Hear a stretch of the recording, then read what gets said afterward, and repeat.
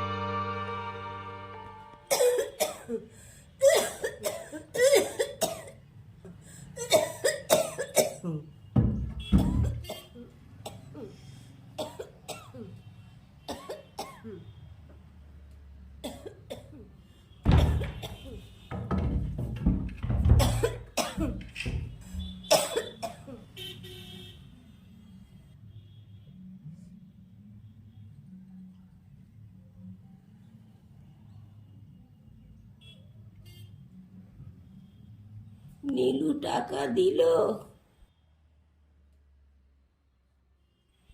কি গো, চুপ করে আছো কেন? আমি জানতাম ওরা তোমাকে আবার অপমান করবে। যে ছেলেকে কোলে পিঠে করে আমরা মানুষ করেছি, এত ঝড় ঝাপটায় যে গাছটা আমাদের আশ্রয় দিয়ে এসেছে, কে জানতো একটা ছোট্ট হাওয়ায় সেই গাছটা আজ মুখ থুবড়ে পড়বে। মমতা,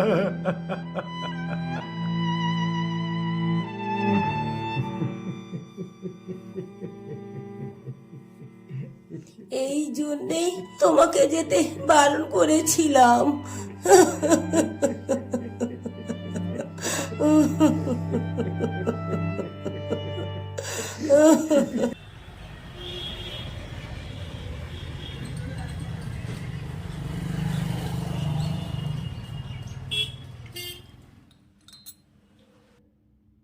নাও, হাঁ করো।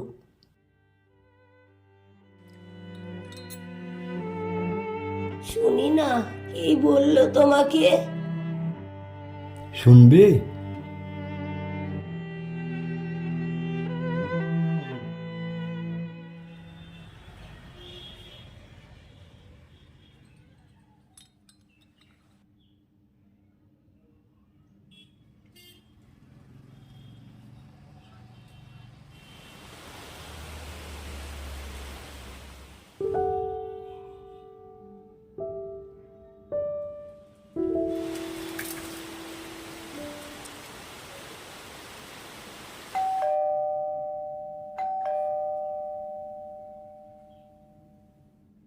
রাহুল, দেখে এসো তো কে এসেছে।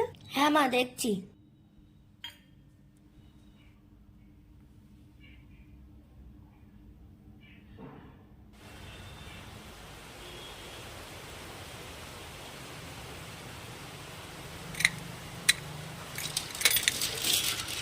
আরে দাদু হয়েছে।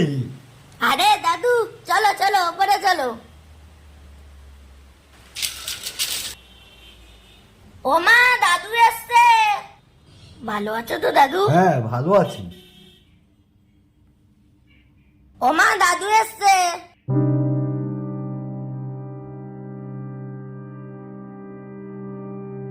ও দাদু, ভিতরে চলো না। রাহুল, এদিকে এসো। দেখছো না উনি নোংরা জামা কাপড় পরে রয়েছেন? এসো, চলে এসো।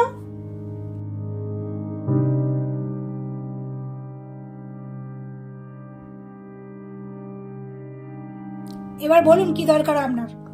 আসলে তোমার শাশুড়ি মার শরীরটা খুব খারাপ, হাতে একটা পয়সা নেই, তাই। সে তো আমি দেখেই বুঝতে পারছি। আপনি ছেলে মানুষ করেননি যেন টাকার গাছ তৈরি করেছেন। এসব কি বলছো বৌমা?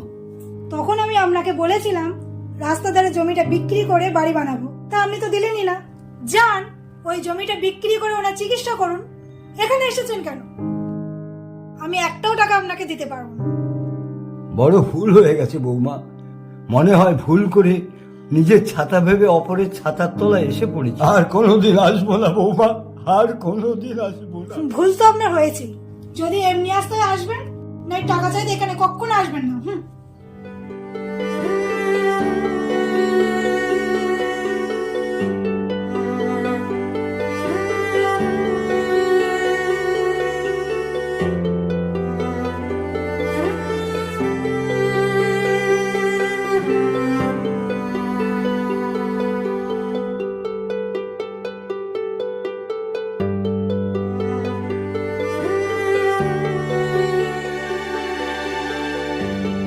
বাবা,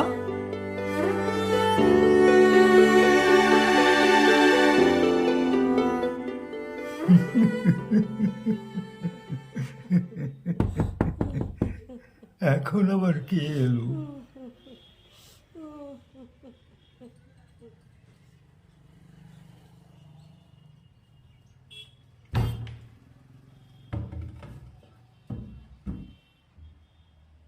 আরে নীলু, হ্যাঁ বাবা। আয় ভেতরে আয়।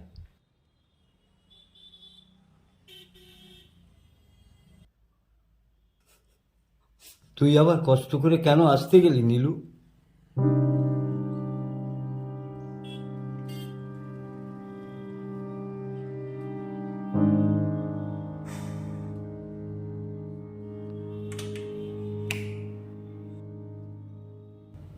রিমা, রিমা,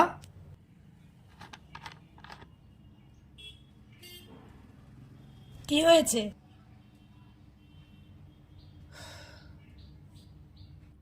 তুমি নিশ্চয়ই বাবাকে আজ আবার অপমান করেছো। হ্যাঁ, করেছি। কেন এসেছিলেন বাবা? টাকা চাইতে, তোমার মায়ের ওষুধ কিনবে তাই। কিছু টাকা তো তুমি দিতেই পারতে রিমা। আমরা যেমন আমাদের রাহুলকে তিল তিল করে মানুষ করছি, কেন জানো? বৃদ্ধ বয়সে একটু আশ্রয় পাওয়ার জন্য। আর ওই মানুষটাও ঠিক আমাকে তিল তিল করে বড় করেছেন। কখনো ভেবে দেখেছো আজ উনি যদি না থাকতেন তুমি কোথায় থাকতে, রাহুল কোথায় থাকতো, আর আমিই বা কোথায় থাকতাম? তাই তোমার কাছে আমার একটা অনুরোধ রিমা, তুমি এরকম কাজ আর কখনো করো না।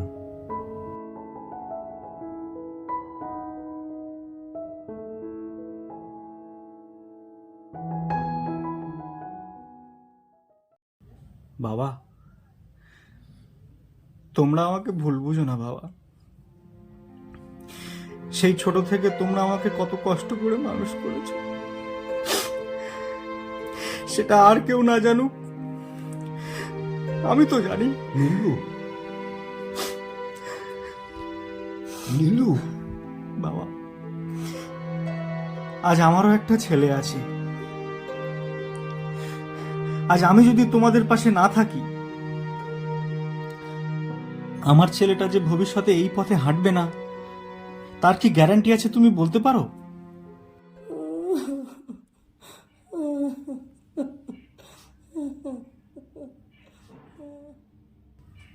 এই টাকাটা তুমি রাখো, আর কটা দিন এই বাড়িতে একটু কষ্ট করো। আমি একটা ফ্ল্যাট নিচ্ছি, ওটা কমপ্লিট হলেই তোমাদের নিয়ে যাব। বাবা, বসো বসো।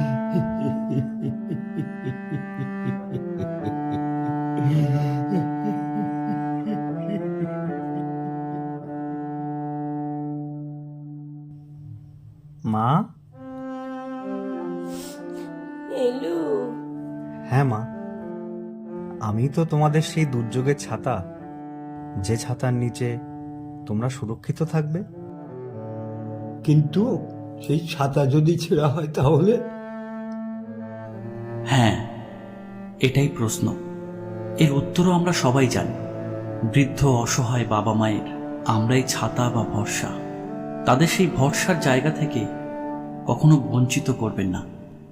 আজ আপনি যাদের জন্য ছাতা হয়েছেন, মনে রাখবেন বাল্য বয়সে তারাই আমার আপনার একমাত্র ছাতা ছিলেন।